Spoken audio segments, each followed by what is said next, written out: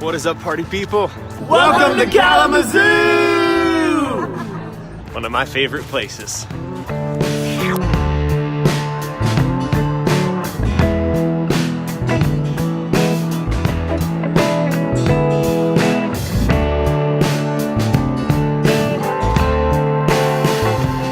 It's home to some of the most incredible breweries. Farmers Alley Theater, where I got my EMC card.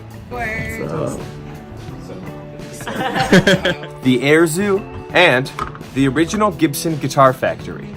Gibson actually closed the factory in 1984, but in 1985 the factory reopened when it was purchased by a group of former employees who decided they weren't done making incredible instruments, and Heritage Guitars was born. They used to carry his guitar in a gunny sack, sipping in the trees upon the railroad track. The engineers would see him sitting in the shade, strumming through the rhythm that the drivers made.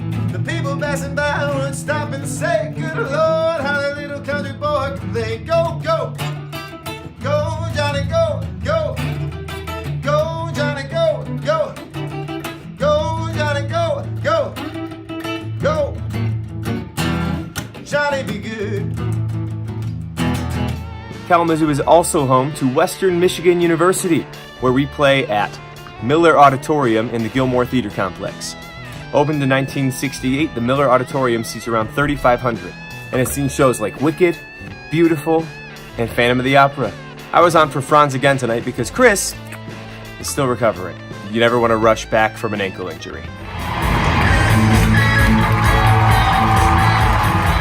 It was so great being back in Kalamazoo and seeing so many of my friends who came out to see me.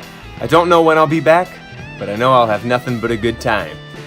Thanks so much for coming out. Chase your dreams, and cheers!